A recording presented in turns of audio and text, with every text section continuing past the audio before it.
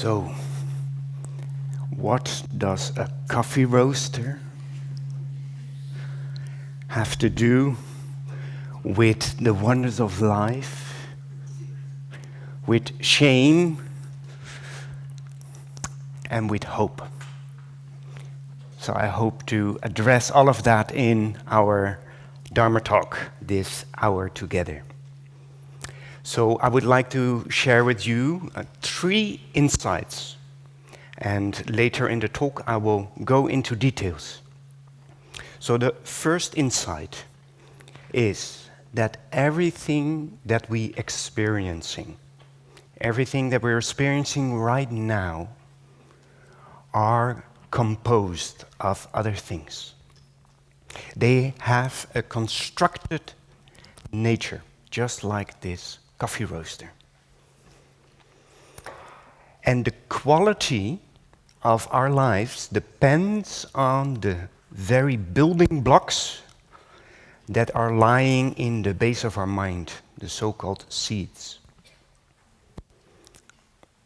And according to the Buddha, is when we truly see this constructed nature of our mind, we offer a real refuge. So that is his promise. So that is the first insight. The second insight is that the wonders of life are available in the present moment at all times. And it can be that our suffering might interfere with us truly enjoying the wonders of life. And our suffering has a very good reason to do that. Our suffering has reasons that makes us suffer. And our suffering needs our mindful attention in order to truly be present for it. And we need to earn its trust in a way, so that it can allow us to experience that touching the wonders of life is actually beneficial. And is actually good both for the suffering and our survival. So, the third insight I would like to share with you is that shame is beneficial. When I first heard about that, I was a bit confused. But shame in itself is beneficial as it is a protector of our aspiration.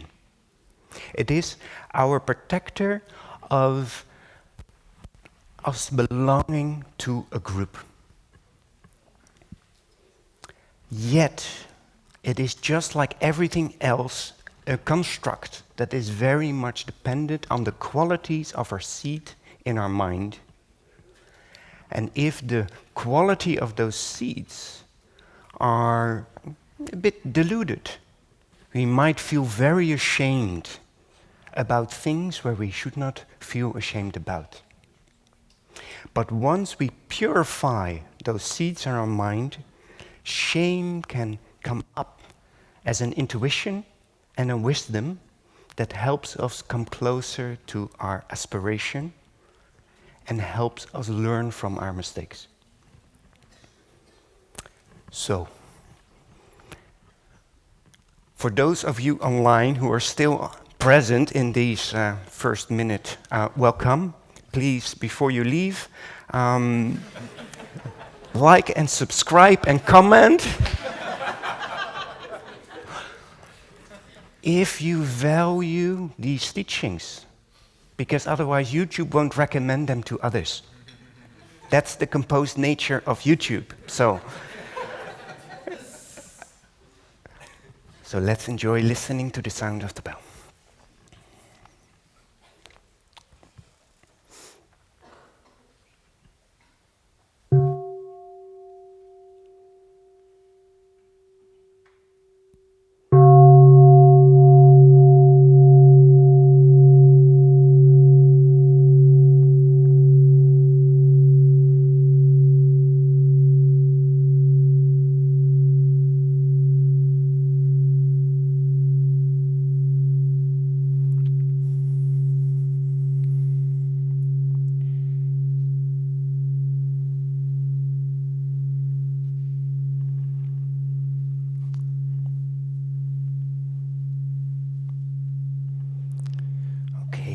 have a lot to lay out for you.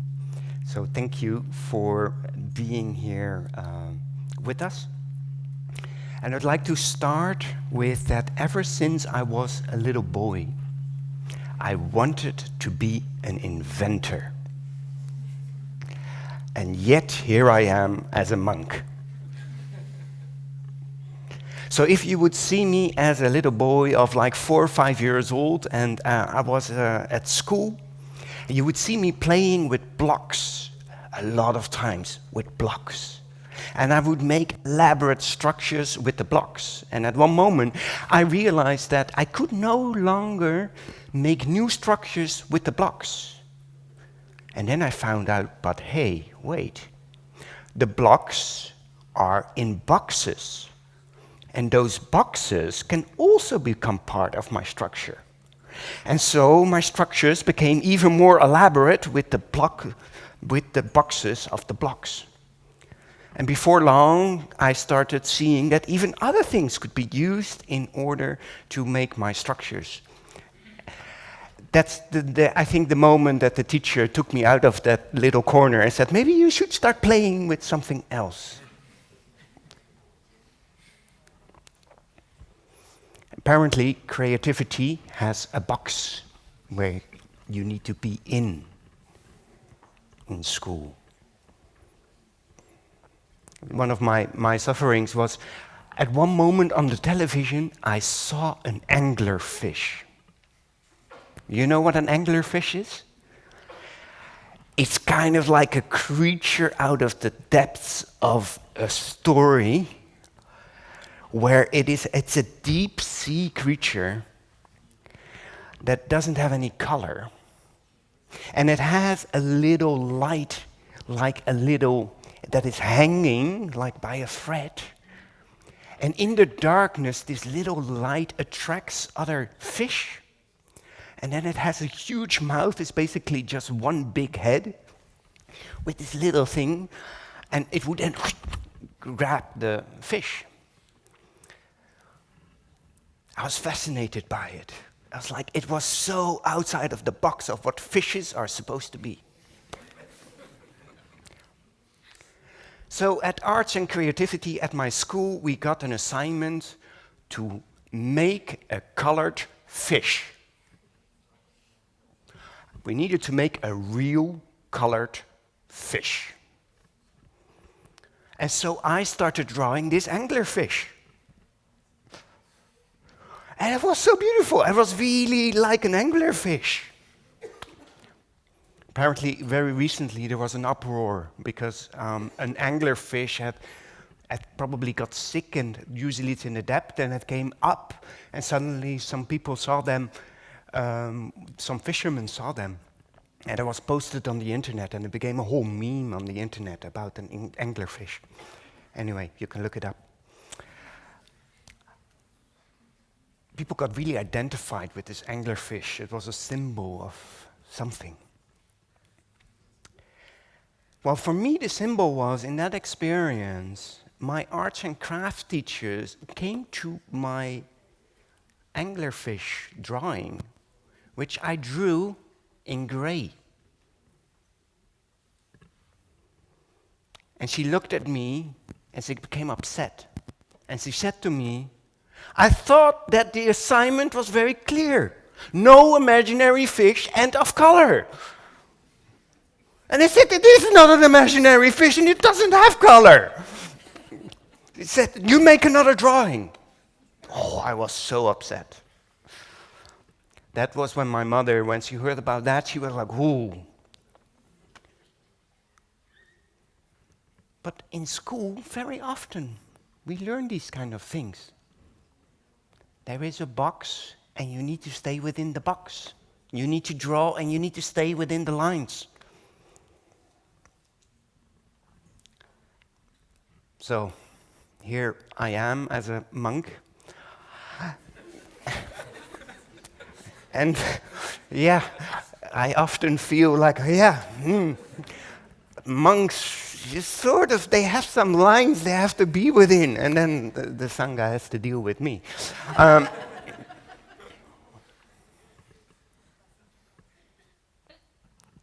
Yet, what I come back to is, do I value my practice? Do I value my precepts? What is the essence of what I'm trying to do here? So thank you, dear brothers and sisters, for accepting me for who I am. Because I've done some strange things in the Sangha.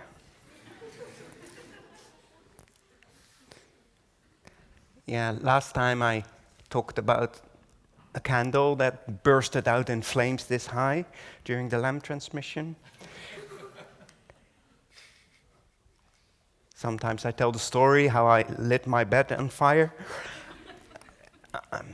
or that centrifuge explodes around me. Yeah, I learn a lot of things, and especially how not to do things. And sometimes it works. So this construction started when Brother Fablin and I shared a room, and he brought out a hand presso machine, which is a little coffee maker that you have to pump to put like pressure in, and then you put your coffee in, and it sort of makes an espresso. And he was quite reluctant to share it with me. His brother had lent it to him because he was like, if I show this machine to Brother Pham Hanh, I don't know what is going to happen. But his taste for coffee outweighed his, and finally his caution, and finally he shared the coffee machine with me. And sure enough, we started making coffee, and sure enough, soon I started realizing, wait, but this we can do better.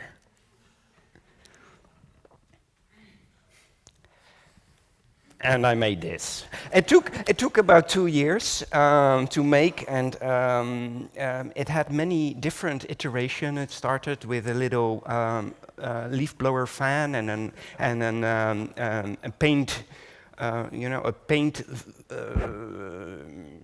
paint heater. It's kind of like a thing with it's like a hair dryer on steroids, and I put that on the leaf blower, and I put on a cutoff and a thermos, and the beans would rotate in it, and it would be controlled by a computer. And it worked until it didn't anymore, and then I had to replace that engine, and I had to replace that part, and that part, and then that part. And so this is the third iteration, and at no moment was there one part not in there.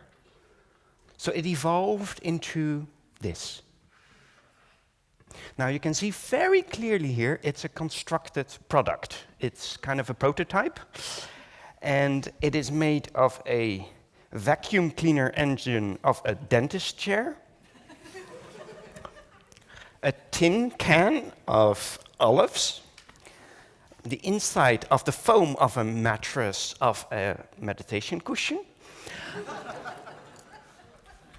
some ducting, and then a heating element of a plastic welder, some electronics, and a distilling column. Now, not of alcohol, because we don't drink alcohol here, but a distilling column of the oil, the essential oils. Together with some temperature sensors and whatever. So, now, as a monk, I've always felt also quite a continuation of the monks who used to live all around Europe.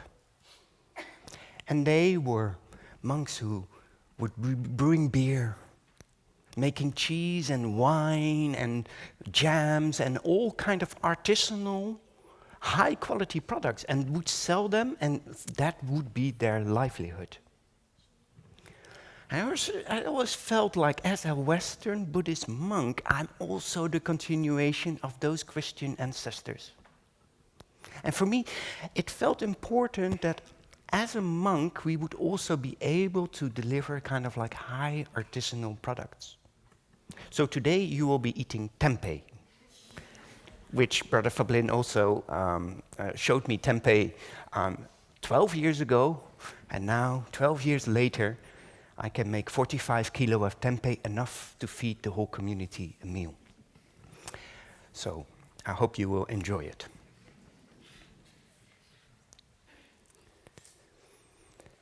So a constructed product, a coffee roaster.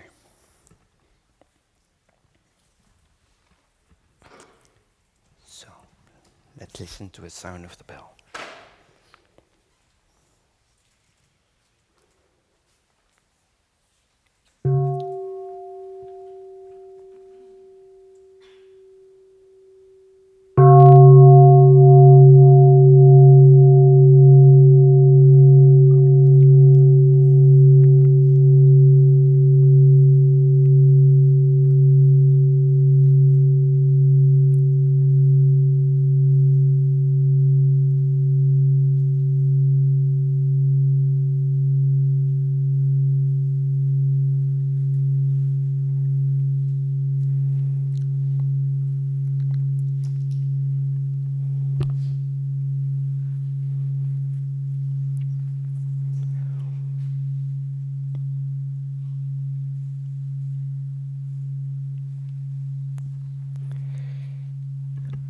So I brought with me some books of Thai, being peace, and peace begins here, and the pocket.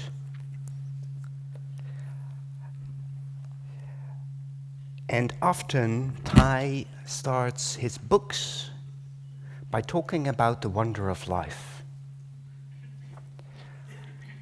And I've always struggled a little bit with that teaching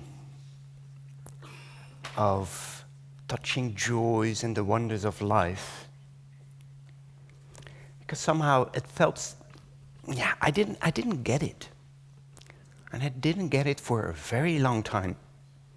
I managed not to water the seeds of joy purposefully for at least 12 years that I was practicing. I'm a bit stubborn because I didn't understand. So Thai would say, he would often start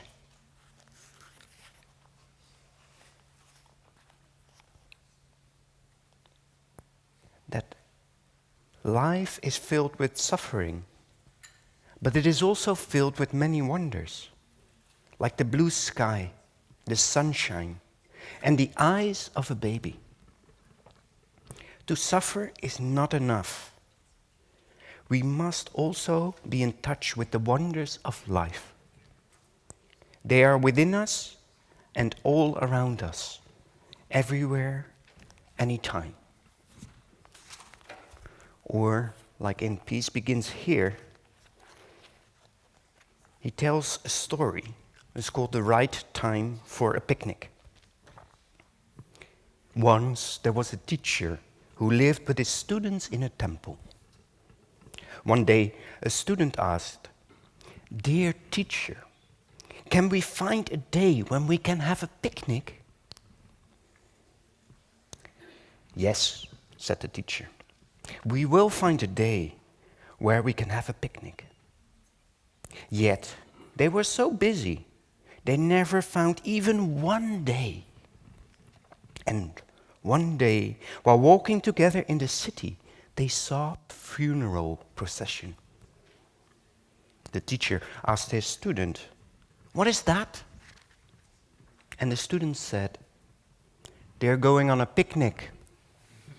The only picnic they have is when they die."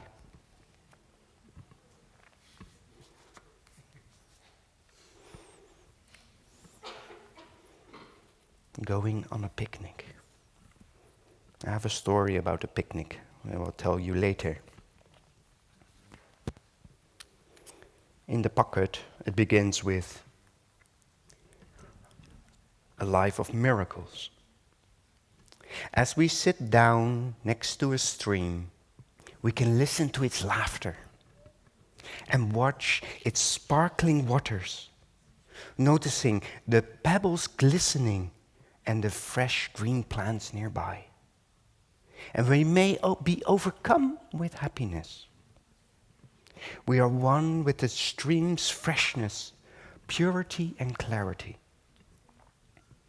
But just in an instant, we may find we've had enough. Our hearts are troubled, and we think of other things. We are no longer at one with the stream.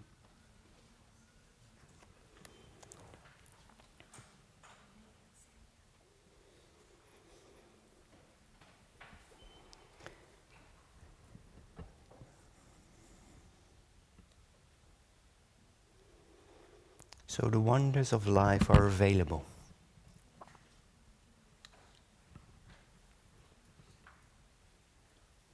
I wanted to talk to you about a picnic I observed while being in Israel, Palestine. I was in an oasis. And before I go there, I find it is really important for me to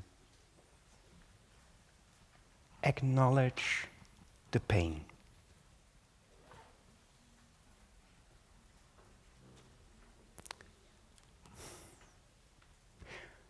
Because I was there around the 7th of October, together with Brother Rungfab and Sister Tuanyem and Sister Lingyi.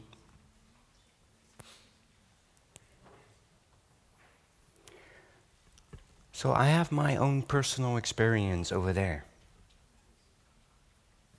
But when I bring up this topic, it brings up pain for so many parties involved.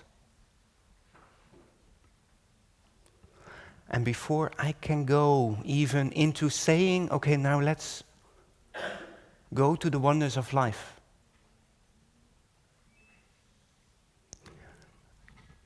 people will stop listening to me if I do that right now. Some people.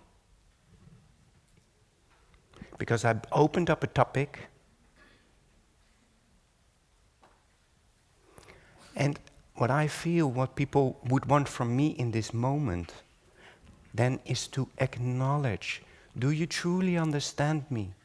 Do you understand me enough? Can I trust you enough to understand my suffering? So that I don't push that aside so I can make my point. Also, what I have to be really careful about is maybe there are seeds in my store consciousness that almost wants to use the suffering of another person for my own personal gain so that I can give an eloquent, beautiful Dharma talk. And that I use that suffering. That is also not respectful. So it's an incredibly difficult situation for me to even bring this up. And I've brought it up a few times.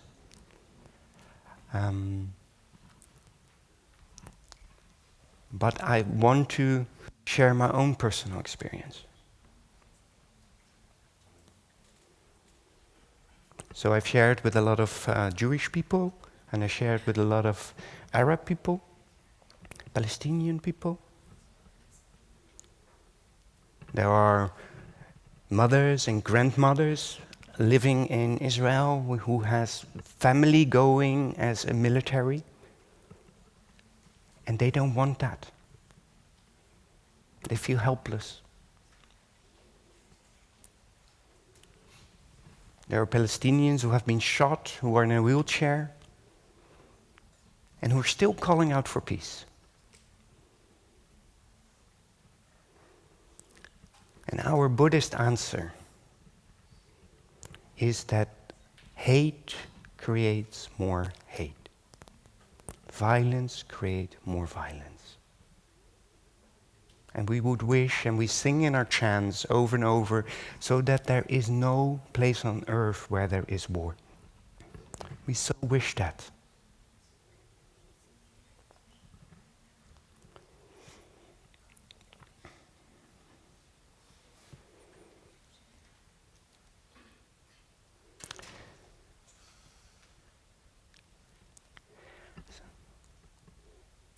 So I'd like to invite you to make a fist with your hand. I sometimes do this exercise. And now imagine something light that made you suffer. And when I say something light, I really mean something light. Not something that has been overwhelming. But something maybe that irritated you a little bit. Something light. And now match by squishing in your fist how intense it felt. And with the other hand, you can try to pry open that fist.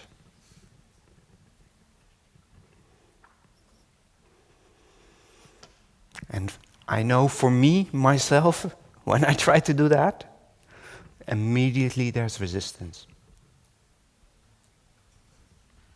It is as if the suffering is saying, why are you trying to change me? I don't feel respected by this.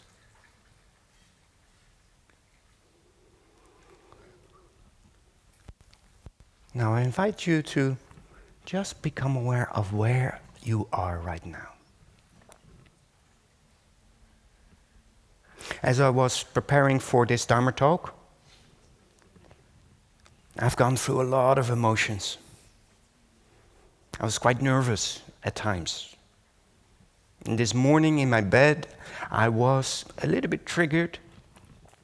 I felt as if there was like electricity running through my nerves. I was like, whoa, this is intense. I noticed the suffering was there. And I checked in with myself. Where am I right now? What is like closest to the suffering that I can be aware of? And I felt it was like in the top of my body. And I felt that the rest of my body was actually pretty okay. And so I became really aware of my body and the contact that my body was making with the ground. And then I extended this awareness.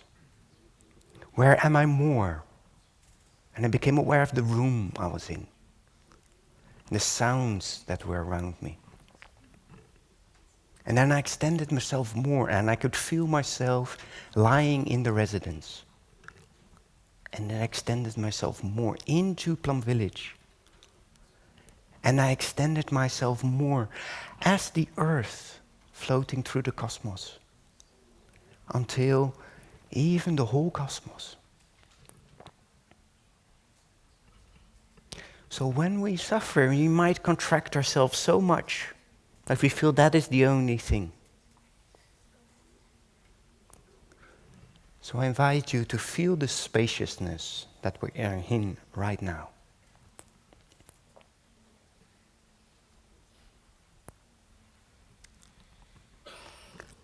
And you can put your left hand, the other hand that was not making the fist before, as a kind of symbol of this space. And I again invite you to bring up that little suffering, squeeze it in your hand, match it, and place it on the hand. And notice what happens with the hand.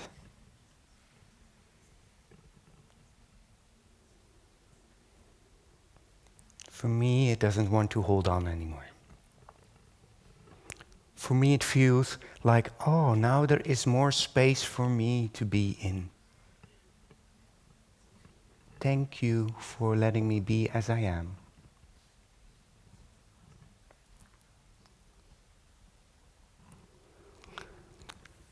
So Thai would say that as long as we still see our suffering as something that we are a victim of, embracing is not possible.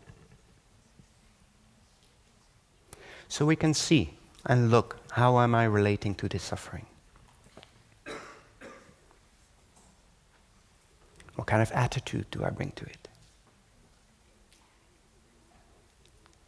Can I switch it from a problem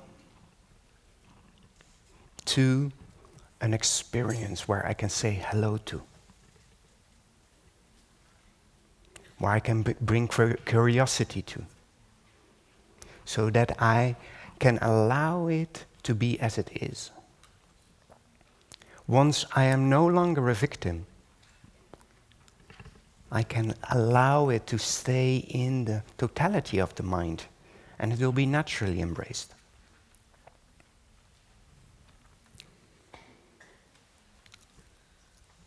I feel that is a true act of hope when we are capable of doing that.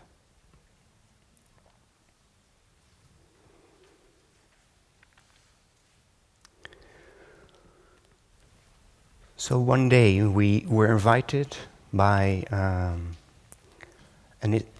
Palestinian peace activist to come to a wadi in the West Bank. And it was a Jewish holiday.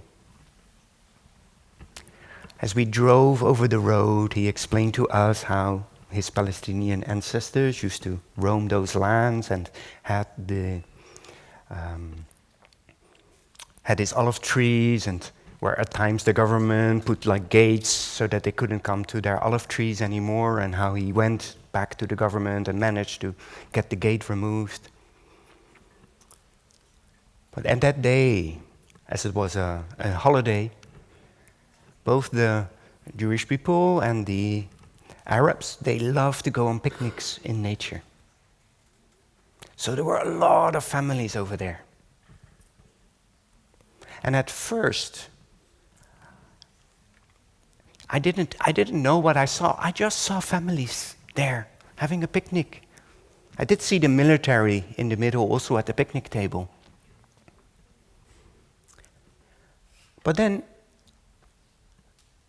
I come from the Netherlands, and I can say that I've lived in a country where when there is a gunshot fired by the police during a Feyenoord, when it goes wrong with a football club, it is headlines. I never seen people wear a gun, civilians. That's the country I lived up in. So for me, when I was there and I saw people, and suddenly I noticed, wait, here I see a father who is so happy with his child on his shoulder, but he is wearing a machine gun He's wearing a machine gun, and all the men were holding arms. I was so surprised by that.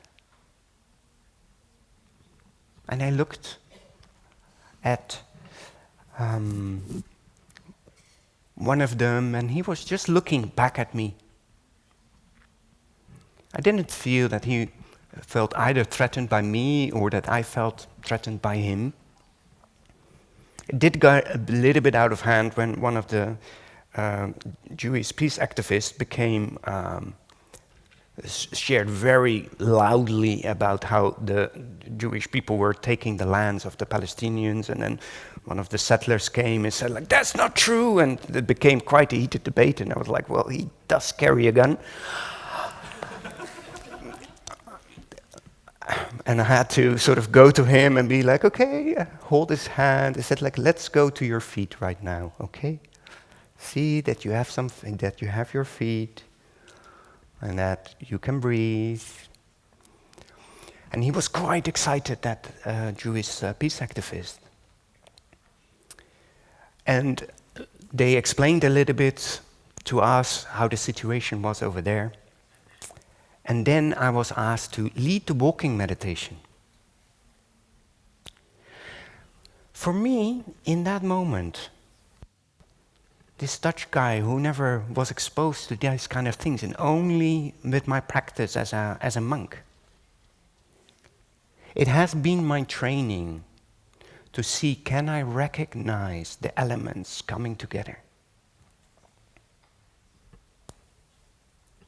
Because if I don't see those elements, then I only see armed settlers.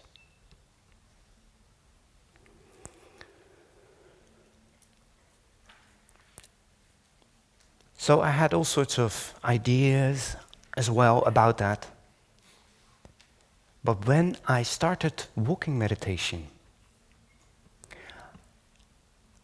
and the settlers and the children were behind me, and as a group we started the walk, and suddenly we only heard the stream and the birds and the trees around us. The blue sky was there. And in that moment, what I've noticed is that the injustice that I perceived was a bigger reality that I was holding on to.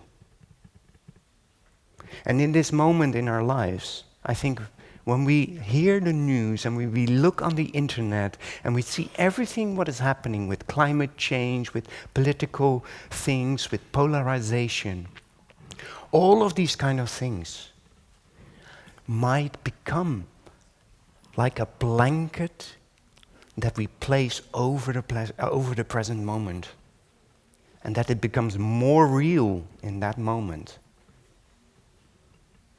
than the very things that are in us, around us right in that moment. Now I can call it by its true name and say thinking.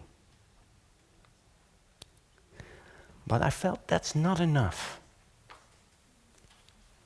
Because I also don't want to reduce it to only thinking. Yet at the same time, as I was walking there in that wadi,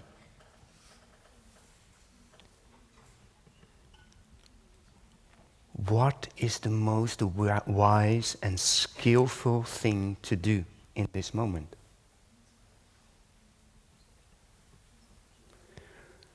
So it was for me quite a revelation of how our concepts can be like a veil that covers our mind. And I really put my attention into touching those wonders of life. And as I walked like that, and I start hearing the stream and the birds, at first it was as if the birds and the stream was outside of me. There was a kind of separation. And I come a little bit closer. What is the experience there? How does it feel for the water to flow like the water? How does it feel for a bird to be a bird? How does it feel for a tree to be a tree? There are all of these experiences available to us, that when we touch them, some more space starts to appear in me. And I started to notice in myself that there is also this kind of resistance in me that is sort of doubtful, of like, yeah, but the suffering still wants to be taken serious. So what I then do is I say hello to my suffering. And I say, dear suffering, the trees are around us right now. The stream is flowing. My steps are here. My breath is here. Can I invite you to enjoy it together with me? And my suffering might say, but we have a problem to solve. Haven't you seen them over there? You know, this is dangerous, and you're a monk, you need to address because you need to be wise. Something like that. I said, yes, suffering. I hear your story. And yet, can you trust me? Can you trust me to taste this wonder of life with me and just notice if this is more beneficial or less beneficial? And as I say that, maybe the suffering will go like, oh, okay. And I allow my suffering to enjoy my steps with me. I allow it to start feeling connected, just as I allow the feeling of my stress in the top of my body to be connected to the rest of my body and to in the space I was in. And as my suffering was able to feel the wonders of life, it starts to feel like, oh, actually, this is so much better place to be in. And I have to do that over and over and over again to truly build my faith and trust that the wonders of life are actually beneficial. And that the suffering will feel that instead of a problem to be solved, the suffering will feel that I am really taking it serious. I'm saying hello. I'm giving it all my love I have. So it can let me know what it makes it suffer so much.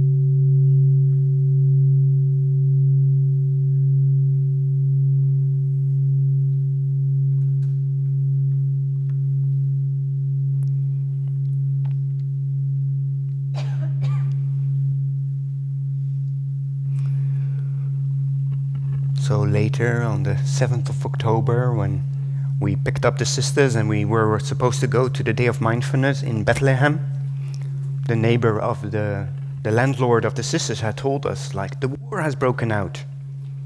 And we were like, huh? It was a concept that I haven't had in my mind. I didn't grow up with war. I didn't know what it meant. And so as we were in the car and we were driving to the nunnery where we were supposed to hold the Day of Mindfulness, suddenly we heard an explosion. And the sister said, oh, they're demolishing a building. And suddenly people were pointing to the sky and we saw a missile trail. And we were like, well, actually,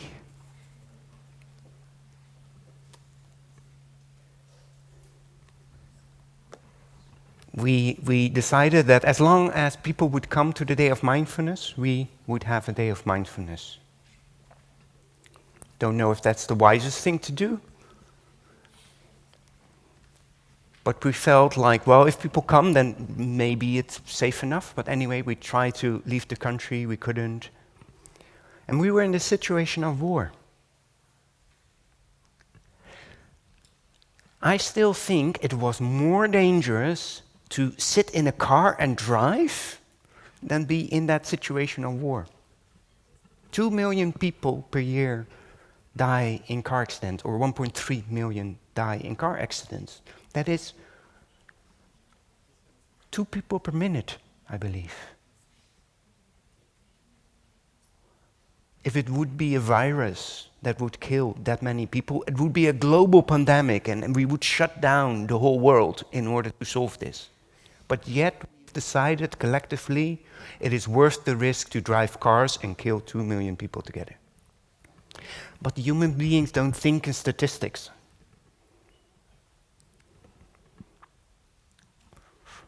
So, as I was in that situation, this teaching of touching the wonders of life became very, very clear to me. Because what touching the wonders of life meant for me was in that moment of even how difficult it is, if I allow myself radically, with radical hope, to touch the wonders of life, it increases my capacity to act out of wisdom instead of reaction. When I am calm, I have my wisdom available. If I'm shaken by things, I have seeds that are manifesting in my mind that are not going to be helpful. So,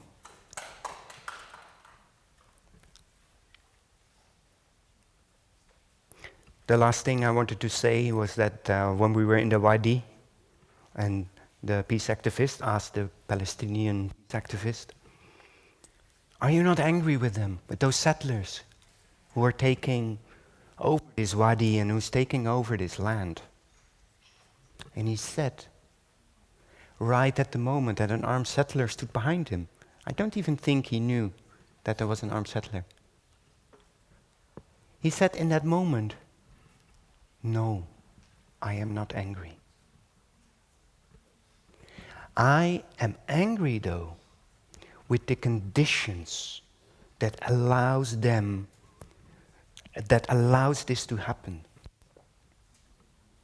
I am angry with the conditions of the arms that are supplied to them, by the silence of the global community. I am angry with that. But not the people. They are as much victim of this as we are." I was like, wow, with an armed settler right behind him. That was the power of nonviolence for me, right there. Still being able to tell your truth. It's the same when Ty went to America and one of the American soldiers over there told him, like, "Why are you not in Vietnam killing people? Like, what are you doing here in America?" And that Thai had to reply, "Well, according to my view, the root of the war in Vietnam can be found in America. So that's why I'm here."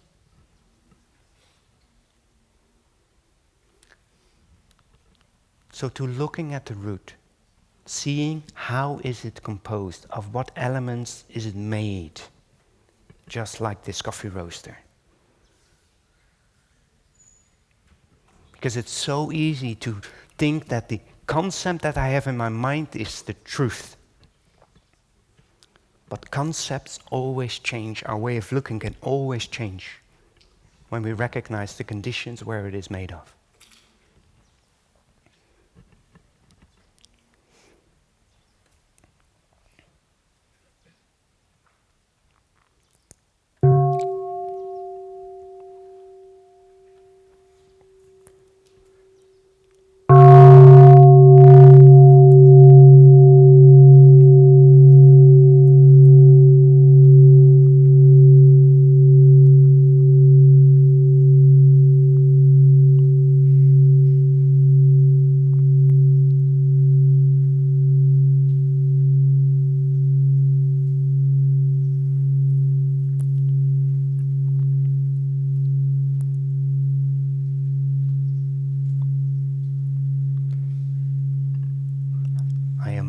Welcoming my grandfather in me.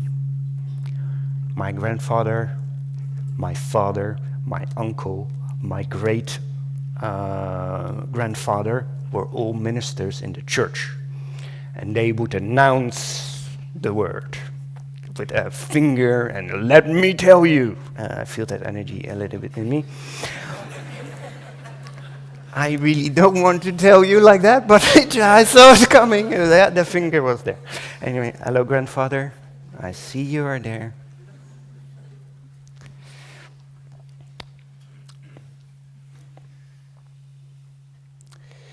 So, the wonders of life are available. There's also a risk in the wonders of life. Because when we water the seeds of the wonders of life, enjoy so much that it overtakes our whole mind, then it can push out all of the suffering. It works. But then you haven't transformed anything. That's the risk. That's called spiritual bypassing. You can use all sorts of mindfulness meditation states to push out your suffering.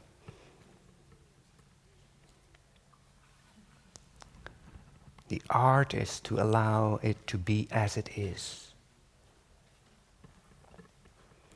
So,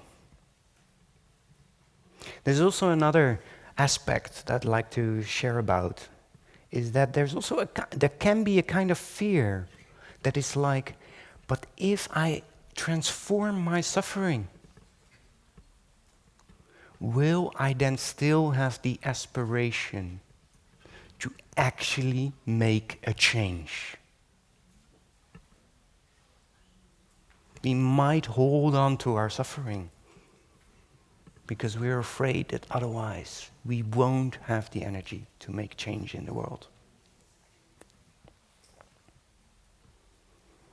And I think, yeah, it's a valid point. I see myself often where I'm like, okay, I'm very capable of embracing my emotions, and now, well, actually, when you're in that point where you're quite capable of embracing your emotions, there's a danger that comfort becomes even more accessible because you had the negative feelings that you get around consuming and things like that, you can just embrace as well. It's a danger. It's definitely a trap where I sometimes fall into. And yet there is one little mental formation that would not give up. Shame. Shame is always there to remind me of like, is that really what you want to do with your life? Is that really your aspiration? And it is relentless, at least in my experience. So what my experience has been is that when you have the capacity to really embrace your suffering, that actually the energy of aspiration will become available. And if you do not follow that energy of aspiration, shame will keep on knocking at the door until you start taking yourself serious. That's been my experience. And that's been my answer to, do I need to keep a hold of my suffering in order to motivate myself? I'm not there yet because I have been very good at ignoring shame. Because also of the society I grew up in, where teachers were telling me there's a right and there's a wrong, and this is the box and you have to be in the middle of that. And because of that, I didn't trust the feeling of shame anymore, because it kept informing me that I was doing things wrong, that actually I was not doing wrong at all. So I would like now, in the minutes we have left, to go into shame.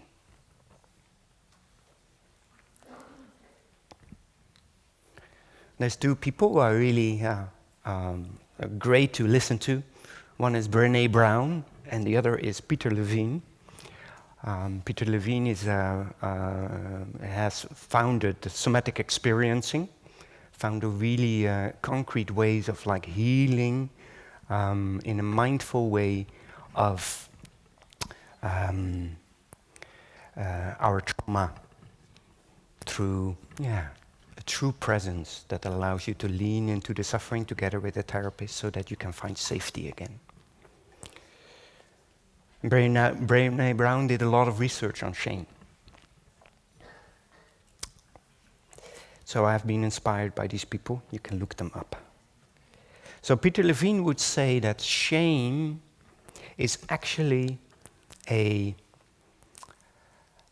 thing that is really necessary and is used by parents to teach children how to behave correctly.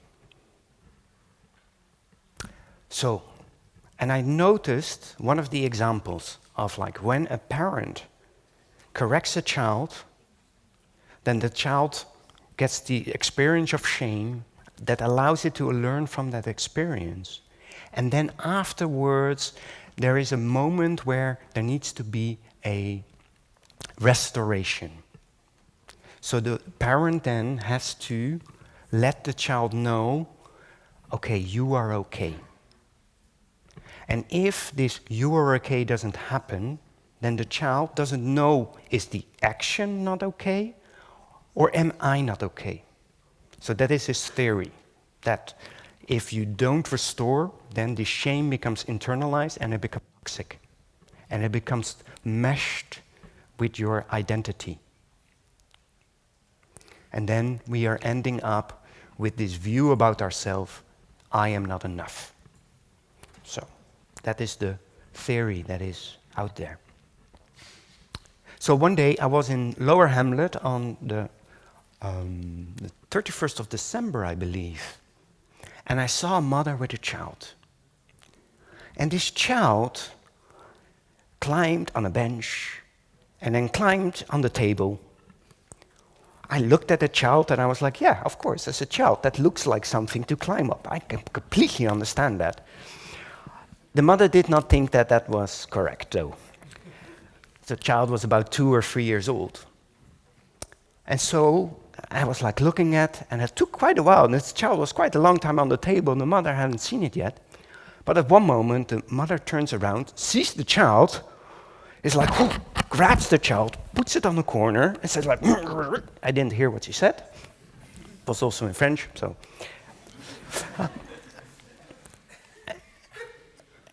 And what happened was fascinating, because the child didn't cry.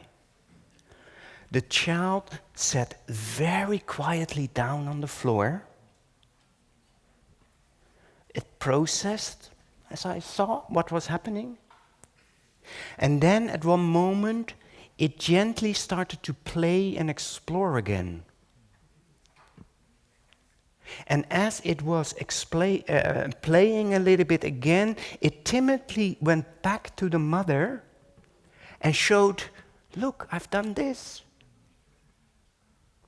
And in that moment, the parent looked at the child and smiled and was very gentle and said, oh, that is nice. The rest, and at that moment, a few moments later, the child was playing loudly again afterwards. And I saw it happening in front of my eyes. The correction, followed by the learning and processing, followed by the restoration.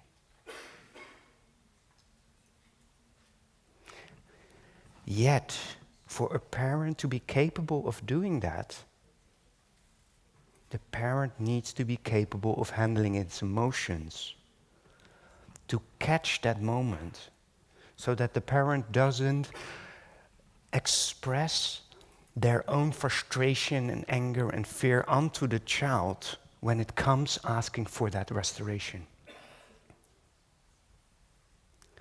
Because otherwise, that's what we transmit. So as I wanted to share about shame, I got into the situation where I was having to do the evening chant last Friday, and I think my store consciousness had just decided for myself that, you were going to talk about shame, right? Well, let me help you. And so during the evening chant, I sang a line. And suddenly in my mind, I was like, oh no, I forgot how it went on. And so in the middle of the line, I blanked out. In the middle of the chant. It was silent in the hall. I got so hot! Luckily, the paper was right there in front of me. And I got my glasses and I found the paper and I was like, okay, that's the line. But now. Okay, well, let's just do a bell. And so I did the bell, and I started the chant sort of like wobbly again, but then I got it, and I finished it, and my energy was like, no, I have it. My energy a little bit too strong, but anyway. After that, we did the depths of understanding, and I put it in there, and the whole Sangha, wow, it was very beautiful. And I read the sutra. I have the sutra here, right in front of me. This is the same one. And we have this venerable, we have Shariputra, and we have another one. And I've heard many times people like they struggle with this particular venerable. So I really practiced. Because as I was sharing, I said the name of this venerable 4 times wrong. In my head, I had the Maha in front of it. So the venerable, his name is Maha Moggallana. Yay, I did it. Oh, I was really worried about it. Anyway, so I said the venerable wrong, and then I said it wrong again. And then I invited the bell, where I shouldn't invite the bell, because I was like, okay, I need to rehearse it in my mind. And I was reversing it in my mind. And then I come again, and I say it wrong again. So, I messed up a little bit. So what I've done is I went to my brothers and I asked them, dear brother, what was the thought that arose in your mind the moment that you realized I had lost my line? Please don't spare my feelings. Like, what was the thought? So, one said, I laughed so loud, but I couldn't, so I really tried to keep it in, so I wouldn't be too loud. That was one. Okay. Other one, my brother over there, said, ooh, I wish I could have sat closer by, because then I could have whispered to him the next line. Yes. So most of them, they smiled, or they were like, oh, he must have forgotten the line, and then maybe looked and like, oh yeah, he forgotten the line. It has happened before. And with the Moggallana, I mean, the most negative was from one of the novice brothers. That was, yeah, they need some more years of practice. And that was, how could he? He has been here for so long. I mean, I sort of agree with him. But the next thought that came by was, but would I do maybe the same thing? Interesting. I asked another brother, and he said, like, when I asked a little bit deeper, he said, like, well, the energy was good, and then it dropped a little bit, but then it came back again, and then when you did the heart of the chant, after that, wow, the energy of the Sangha was so beautiful. Acknowledging the mistake, restoring.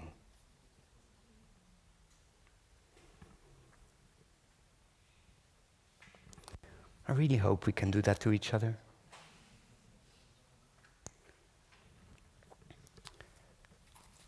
So,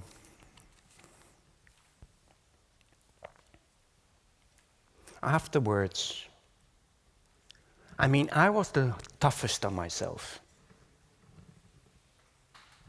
But then I realized, actually, when I'm in front of the Sangha, I care. I really care about the Sangha. I really care about the people around me. And we have a lot of wake-up gardeners here who are facilitating Sanghas. You care what you're doing. That is the flip side of shame. You feel ashamed because you care. But that's also the reason now why we should come prepared and read through the sutra before we sit over there, and that we read through the evening chant so we can prevent this from happening. I now know because of the mistakes I often make.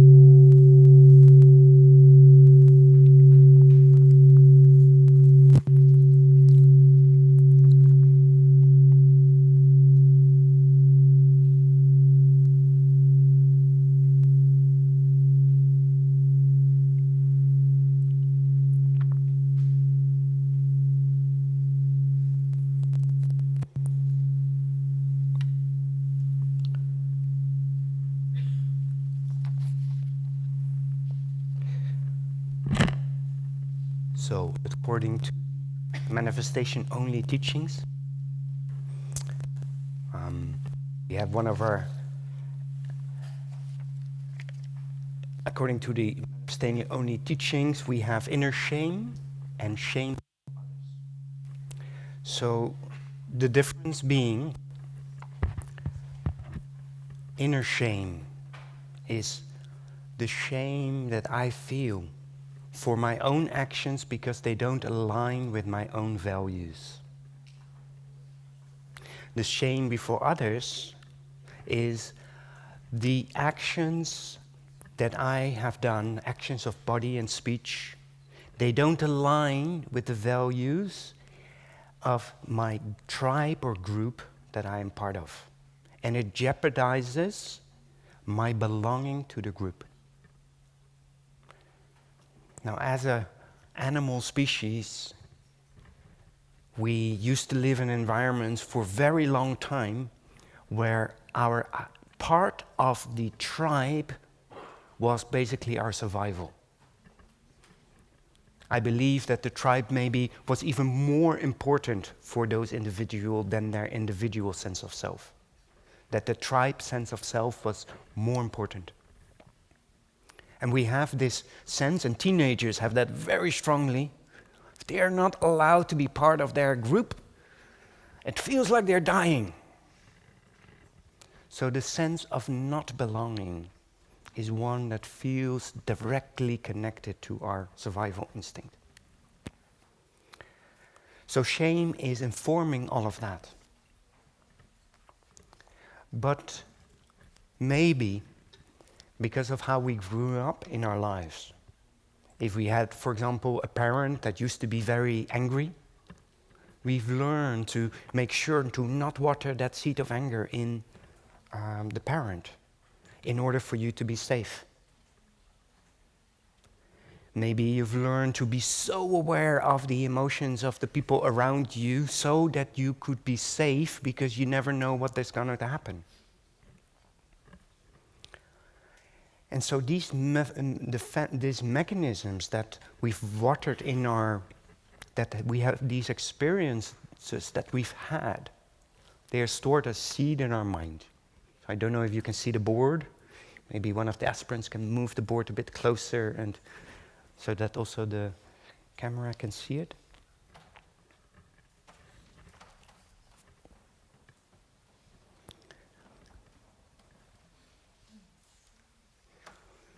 So all of these experiences are like seeds in the store of our consciousness. And our store, all of our experiences and potentials are stored, and they are like a drop of water that you would have without gravity. You don't need a container to hold the water. The water is already the container. So our mind is of the same nature. It is made of the seeds and in store consciousness, that's a store. So the store consciousness is the totality of the seeds. Mind consciousness is the totality of all the formations coming up. So shame has the nature of a coffee roaster. It is made of components. One of those components could be the anger that you experienced that was not safe as a child. And so as an adult, as that seed is still present, we might become really ashamed when we've done something so that the other person gets angry. Because that wasn't safe when you were a child. Right, Georgine? And so, we have to see if that is still valid in the present moment. And this is where the wonders of life come in again. When we truly have the capacity to offer ourselves space, we can allow ourselves to recognize what things are composed of, and which elements and views am I holding that I'm still caught, that maybe don't apply anymore. So like I shared with the brothers, that I checked with them. When I did this action, how did you feel about that? What did come up? It's quite interesting that 95% of the time, what I think that the other person is thinking is completely wrong. Yet I'm very convinced that that is what they're thinking. But I don't check. So if it was very important for me to not feel any anger and shame watered in another person, I might make myself responsible for the other person. And that is a big topic that I won't have time to go into. But there's another talk I gave where I went into more deeply into identification and all of the seeds, which is the talk on your suffering is made of stardust. So you can watch that if you want to go more deeper in this topic. So things are composed and we need to purify our mind. When thoughts and views come up, we need to be able to examine them and see if they're still valid in the present moment. The moment that we see that actually it is no longer valid, I am actually safe. Yes, I had a traumatic experience when I was young. But right now, in this moment, there is a part of me maybe that is experiencing I'm not safe. But when I'm actually check where I am right now and what is actually happening, when I am aware of all of my faculties that are available to me in the present moment, I can actually touch that I am safe. And that will allow that seed to again be stored with now an association of safety. And that is how you bit by bit, by recognize the mind, recognizing how it is composed, recognizing what it is composed of, offering it love, space, bit by bit we transform our store consciousness. And bit by bit, the mental formations that come up will become more positive, more wise. The shame that comes up will guide us closer to our true aspiration. We have another friend. So that's why shame is actually beneficial.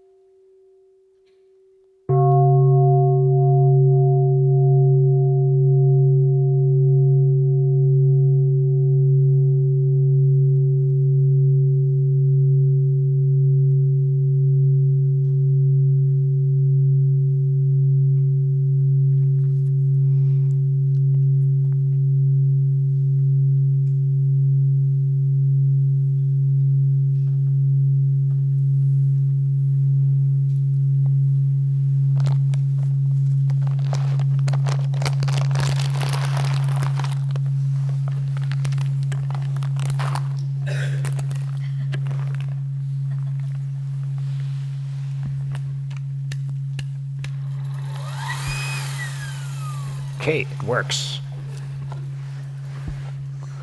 So, I have with me corn. Because actually, when I put different seeds